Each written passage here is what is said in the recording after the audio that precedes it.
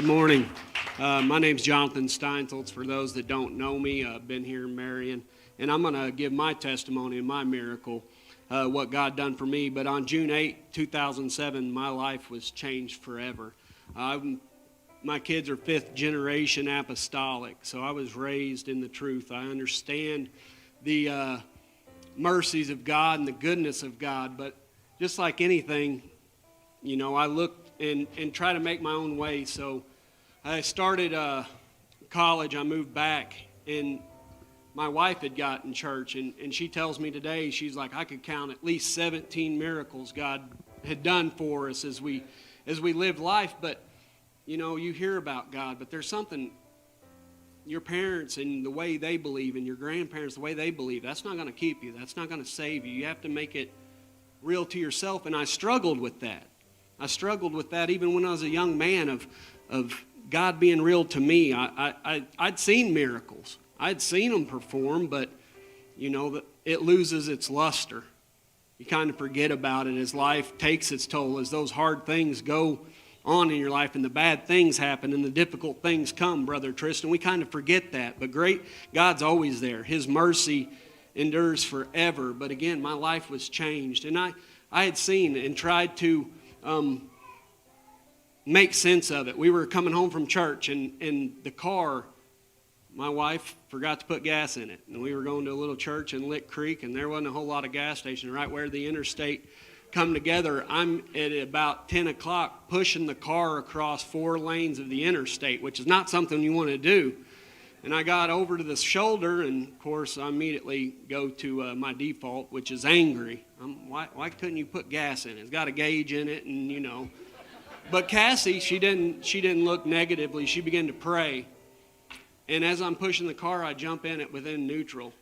And we went from 24 all the way up to the off-ramp where the new gas station they built there. And Cassie said, why didn't you just drive further? I said, this car has not been running. And I'm a car guy. It sounded like it was running. We were doing about 40. And I'm like, man, that just doesn't happen. Those kind of things don't happen. That was, to me, kind of building a little bit of faith. So the next day, of course, though, I had to try it. I stopped on the side of the interstate right where we were at, and I let my foot off the gas, and we didn't go anywhere. Let my foot off the brake, put it in neutral. And I'm like, well, maybe I was pushing us pretty quick. So I got up a little speed and went back to neutral, and we rolled about 50 yards, and then it just stops. And I'm like, my brain, that doesn't make sense to me.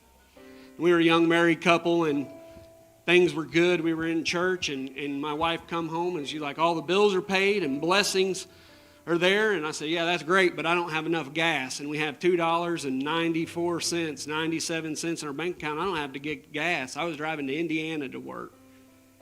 And she come home crying, and she said, you're never going to believe this. And she told me a story about a woman come in and asked her name and then come back and had a check for $50 and said, God told me you're going to need this. And that was such a blessing at that time. That $50 kept us. And it's been good ever since then. But the Bible says in 2 Peter 3:9, the Lord's not slack concerning his promise, not willing any should perish, but all should come to repentance. And knowing that, in Hebrews it said, but without faith, or wait, hang on. I'm getting ahead of myself. It says Proverbs 3:5-6. It says, trust in the Lord with all your heart and lean not on your own understanding. It says, in all your ways submit to him and he'll make your path straight. I was trying to make sense of things that were unexplainable, of things that I couldn't do with. Sister Zuri, you got a picture, and this is interesting. Anybody that's, if not, there's going to be some deer up there. And this is where I say my life was changed forever. June 8th, I was driving home. We'd been at my wife's birthday party. It was late. I'd been at work that day. And one thing I love to do is I love to stop and look at the deer. And I'd always in the middle of the night, shine the fields with my headlights, even though you're not supposed to do that. But I would, and I'd look for those early bucks in the velvet because, man, that takes me to a good place whenever I see that. I know something I'm passionate about, being outdoors and those kind of things. And I was wanting to hurry. I'd been seeing this buck in the same spot all the time, and I said, I'm gonna go. And they weren't ready, and we were at her birthday party. And again, my brain, I'm painting a picture here. I'd bought her a hammock. The hammock, that's my Jeep Grand Cherokee, if you couldn't tell from the picture. But I bought a hammock for her, and it reached from the back of the tailgate all the way to the dash. And she said, me and the niece are going to come with you. And I said, no, I'm tired. It's late. Y'all are going to take forever. Again, that's my negativity of the situation. I'm going to go ahead and take off. And as I began to shine these fields and look for deer, this small voice, again, I don't think it was my mind, but I'm like, why would you think that? Said, man, it'd be terrible to be in an accident. It'd be horrible. And just the week before, I had a 1-year-old girl. She had just turned 1 in May. This was in June. And I didn't like, my logic of my brain said, it's not comfortable. She would always sit on the right seat and behind, so I could always having to reach down and get a passy and hand it to her. And I said, it makes more sense if she was to sit behind me. That way you can hand her a bottle or a passy whenever. So I moved her car seat that week, right behind me. So as I begin to shine this field and I see these deer, I'm like, wow, what if you were in an accident? And I go down the road and I got my windows down, beautiful summer evening, and all of a sudden these lights come down the highway. And I'm like almost stopped on the shoulder, and it's a bunch of kids in four-wheelers, and they go screaming past the window. And then that thought, what if you were to get in a head-on accident? And these are things that torment me. I'm like, why would you think that? Why would you even feel like that? And as I begin to drive, that voice that I found to be real said, you're going to be in a head-on accident. It's going to be bad. And I took 10 seconds. Did it change my life? Yes, it changed my life. Was it some elaborate prayer? No. It said, God, just like any father, I said, if anything happens to this baby in this back seat, her mama would lose her mind. The parents know what I'm talking about. I said, God, if you take me, I'm okay with that. I'm ornery. I can understand that. I didn't deserve anything. But I said that prayer, and no sooner than that escaped my mouth, I said, Jesus, keep us. I got hit doing 70 miles an hour. If my niece had been with me, the logic says that engine went through the windshield into the passenger seat. That hammock, try to make sense of it, acted like a steel beam and pushed that engine to the right side of the car and protected me. Why had it killed me? Did I come away unmarked? No. I have scars to show for it. I have a limp. The gentleman that hit me, my wife came up on the accident and didn't even know it was our vehicle. She saw a woman holding my baby. And she came to me and she said, oh, honey. And she began to pray for me. And I said, I know where I'm at. I believe God showed me this. He's going to keep me and protect me. And wherever I'm at, I'm in the will of God. I said, but I don't know if that gentleman over there knows God. Go pray with him. And she said that was one of the hardest things she could ever have done, to leave me and go pray for a man. And that gentleman passed away through all that. But that was my heart.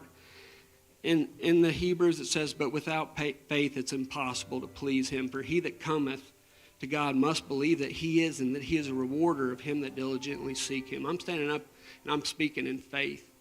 I'm speaking that God's here today. God can change your life. God can perform a miracle for you. And why do I believe that? I'm a testimony of it. That day, my faith grew, and the moment I came from the hospital, the next day, 2 days, it's been one miracle after the next. The first time I opened my eyes, I had a room full of people, and I said, I know y'all are going to think I'm crazy, but I'm going to tell you what God told me. That was the first story I told because it was important. Why? Because if you'd have talked to me a month before that, I may have told you a different story. My mind would have tried to make sense of it and grasp it. I said, but I can't tell you why. Why did he spare me? We don't know, but I do know we're in a church right now, that this is a service where the presence of God is felt. This church has been in prayer. This church has fasted for miracles. So if you need a healing, or if you need spiritual, financial, whatever it may be today, this is where the presence of God operates in this apostolic atmosphere. It's not by accident all these testimonies come up here. We're not anything special. is somebody that's prayed, just like Pastor had taught this weekend. He said one common theme in the Bible was none of them, some of them, a lot of miracles, people weren't deserving of it. And I feel so unworthy, but it says that if you put God first in your own understanding and submit to Him, He'll make your path straight. So I love the Lord, and I'm thankful to be here, and I'm glad to be able to share my testimony of what God's done for me. I have beautiful children out of the deal that I wouldn't have had, and like I said, it was one miracle after the other. Bone grew where they said if you were to show my x-ray of my leg, I got broken pins and busted rods, and they said, we're going to have to redo that. I said, no, you're not. And we prayed, and God healed. So that's my testimony. I love Him. I'm thankful for Him.